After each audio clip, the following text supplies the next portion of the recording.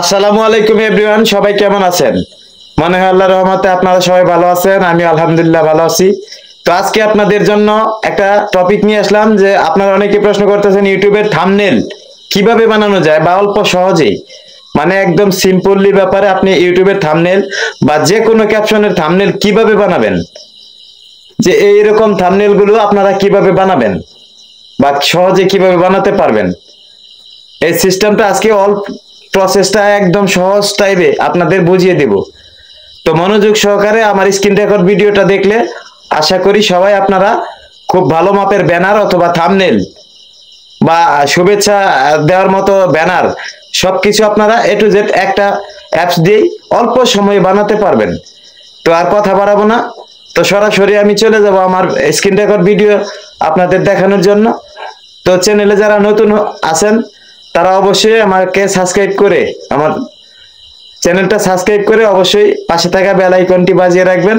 পরবর্তীতে ভালো কিছু ভিডিও আপনাদের জন্য নিয়ে আসতে পারি যাতে, সেই জন্য একটু সার্বিক সহযোগিতা করবেন।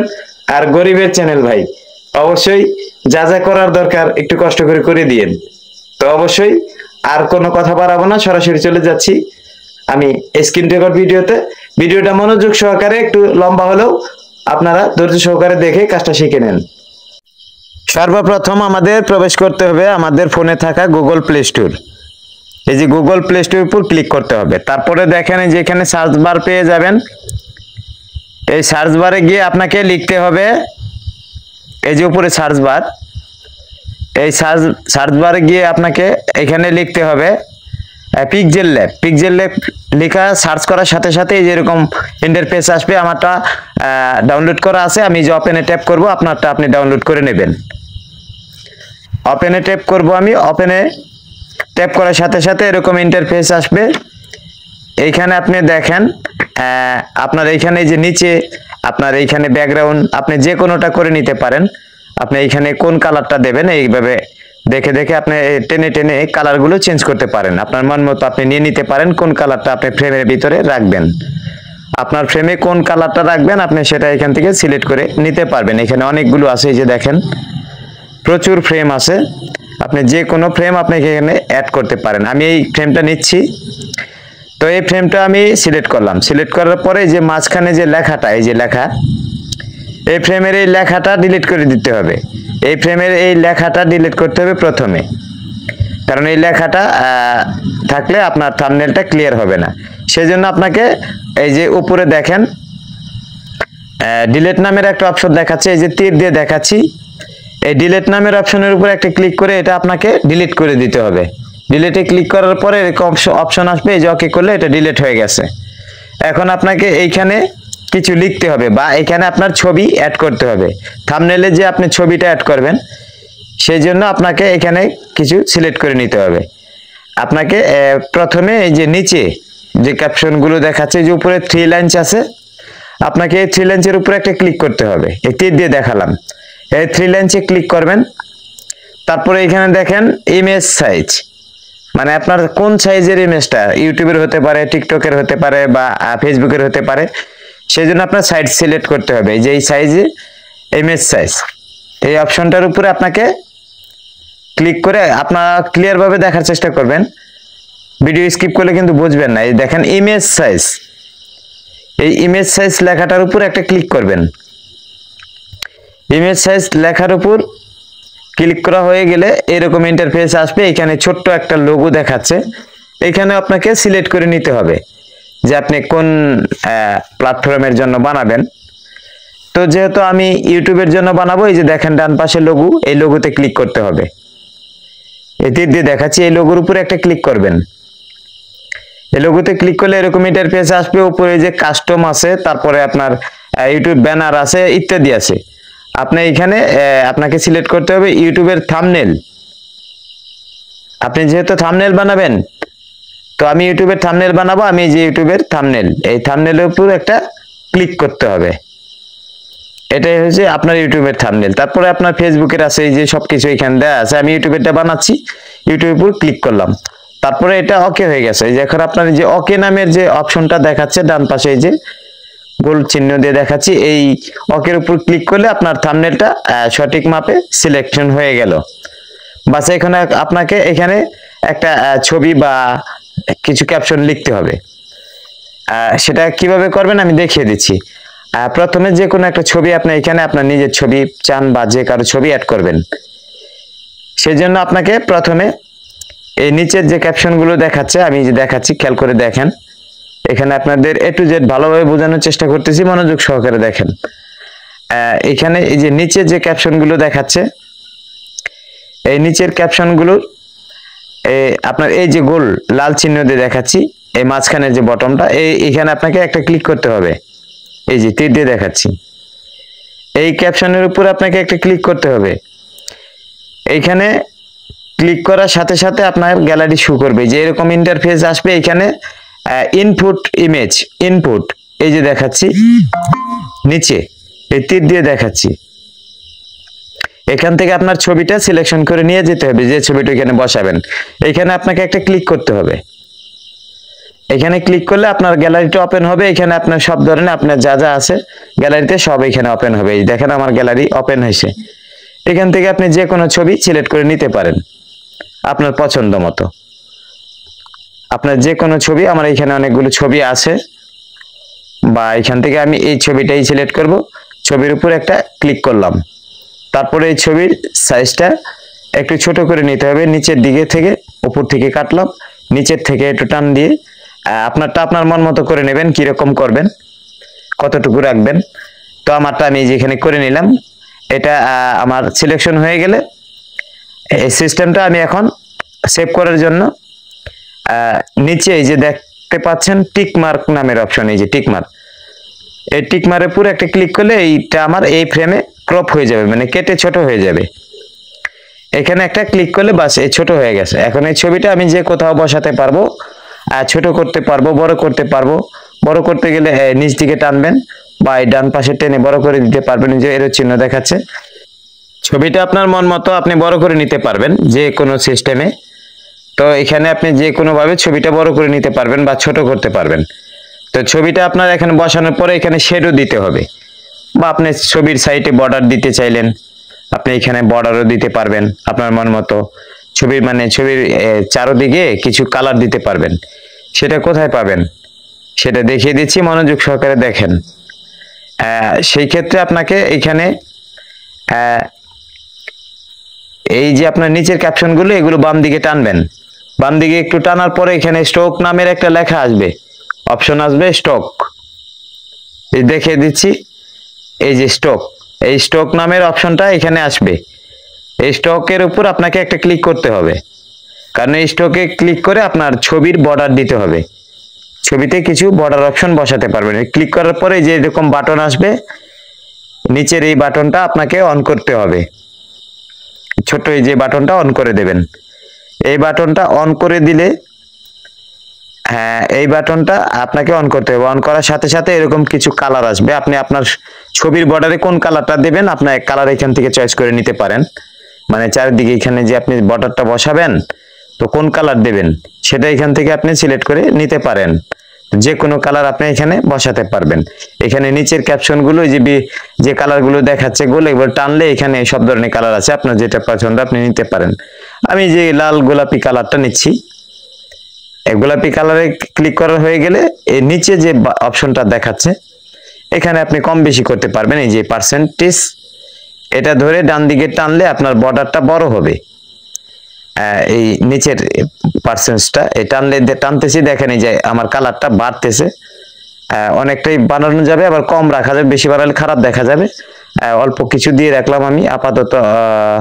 মনে করেন যে 3% বেস্ট হবে, 2% বা 3% এরকম আপনি দিতে পারেন। তারপরে যে টিক মারে ক্লিক করে এটা ওকে করে দেবেন। ডান পাশে এই যে টিক মার তীর দিয়ে দেখাচ্ছি, টিক মারে ক্লিক করে এটা ওকে করে দেবেন। ওকে হয়ে গেল। এখন আপনাকে এখানে যে কোনো একটা কিছু লিখতে হবে, কারণ আপনি কি বিষয়ে থাম্বনেল বানাচ্ছেন সেটা লিখতে হবে না। সেই ক্ষেত্রে আপনি যে লেখাটা লিখবেন, এখানে আপনার যে অনেকগুলো অপশন দেখাচ্ছে, তো এখানে আপনার যে এই যে এ নামের যে অপশনটা আছে বড় হাতের এ, এই যে এ তীর দিয়ে দেখাচ্ছি, এই এ অপশনের উপর আপনাকে একটা ক্লিক করতে হবে। এই অপশনের উপর ক্লিক করে আপনার লেখার ক্যাপশনটা বের করে নিতে হবে। আপনি কোথা থেকে মানে এখানে যে লিখবেন সেটা কোথায় পাবেন সেটা এখানে আপনি পেয়ে যাবেন। এটা এখানে ক্লিক করার সাথে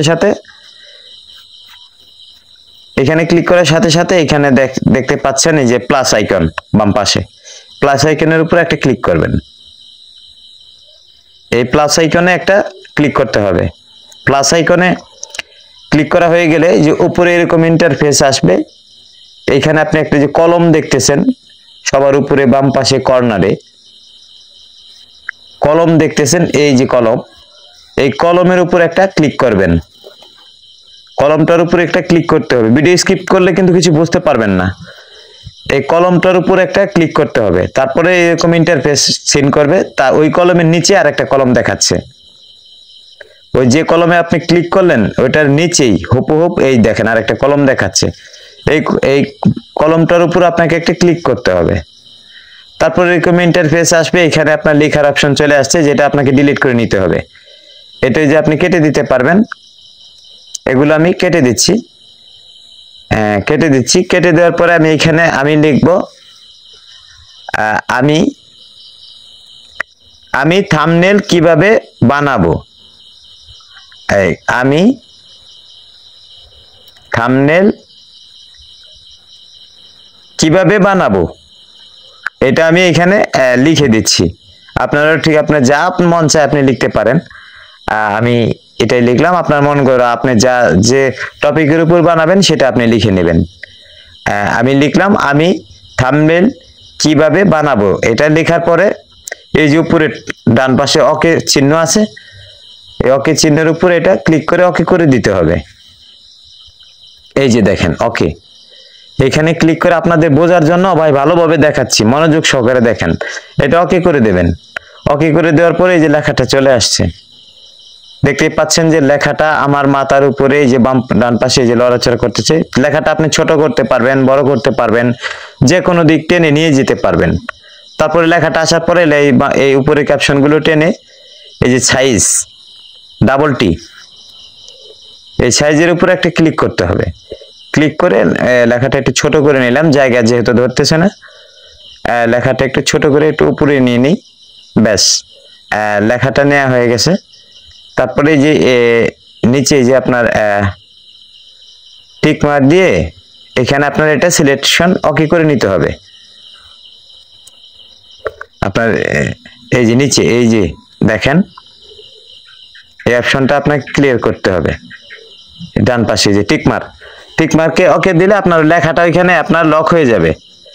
বাস লেখাটা লক করার পরে এটা উপরে যে এই ক্যাপশনগুলো আপনার একটু করতে হবে। যে কালার নামের অপশন এই যে দেখাচ্ছি, এই যে কালার, আপনার লেখাটা কালার করতে হবে। এই কালারে আপনার টাচ করতে হবে।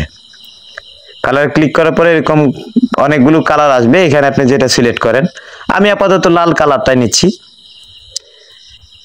এই লাল কালারটা আমি এখানে আপনি প্রচুর কালার পাবেন, আপনার মন গড়া আপনি যে কোনোটা নিতে পারেন। এই যে ডান পামে এদিকে টানবেন, আপনার এখানে সব ধরনের গ্রেডিয়েন্টস আছে বা কালার আছে। আমি লালটা নিচ্ছি। লাল কালারটা নেওয়ার পরে যে টিক মারে ক্লিক করে এটা সেট করে দিলাম। সেট করে দেওয়ার পরে এখন হচ্ছে আমার লেখাটা স্টাইল করতে হবে। একটু চাইপে এদিকে আসার পরে যে এবি ফন্ট, এই ফন্টের উপর একটা ক্লিক করলাম। ফন্টের উপর ক্লিক করে এখানে ফন্ট সিলেক্ট করে অনেক ফন্ট আছে এখানে, আমি বড়টাই নিলাম। এই যে নিচে যে ফন্টটা, হ্যাঁ যে ফন্টটা আমি নিচ্ছি। এই ফন্টের উপর একটা টাচ করে তারপরে যে ওকে নামের অপশনে ক্লিক করলাম। দেখবেন লেখাটা সুন্দর হয়ে গেছে। ওই যে লেখা দেখেন মোটা হয়ে গেছে, লেখাটা কি মোটা হয়ে গেছে। তো তারপরে আপনি এদিকে বাম দিকে টানবেন, টানার পরে এই যে স্টক নামের অপশনে আপনাকে আবার ক্লিক করতে হবে, কারণ ওই লেখার সাইডে বর্ডার দিতে হবে। বর্ডার না দিলে লেখাটা ভালো দেখা যাবে না। ক্লিক করার পরে এই যে বাটনটা অন করে দিতে হবে। এই বাটনটা অন করার পরে নিচে একটু স্ক্রল করে নিচে আসবেন। এই যে এখানে একটা অপশন দেখতে পাচ্ছেন, এটা পার্সেন্টেজ বাড়িয়ে দিতে হবে, কারণ এটা ডান দিকে টানলে ওই লেখাটার উপরে একটা বর্ডার চলে আসবে। ব্যাস এই যে আমি আপাতত 25-24% করে দিলাম। আপনি ওই ক্ষেত্রে আপনার মন মতো করে নেবেন। তো এটা আপাতত সিম্পলি দেখালাম। এভাবে আপনারা সব ধরনের লেখা যে কোনোভাবে লিখে নিতে পারবেন। যে টিক মারে ক্লিক করলে এটা আপনার অ্যাক্টিভ হয়ে যাবে। তারপরে এই যে লেখাটা অ্যাক্টিভ হয়ে গেছে, দেখেন লেখাটা কি অ্যাক্টিভ হয়ে গেছে। তো এইভাবে আপনারা লেখাগুলো লিখবেন। আমি এখানে আরো অনেক কিছু লিখতে পারেন, কারণ পুরো জায়গা পড়ে আছে। তো এই পাশে আপনি অনেক কিছু লিখতে পারেন আপনার মন মতো যে কোনো কিছুই।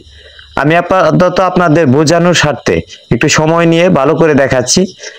তারপরে এই ছবিটা কোথায় গিয়ে সেভ করবেন, ওই যে উপরে দেখেন তীর দিয়ে দেখাচ্ছি, ওইখানে আপনি একটা ক্লিক করবেন।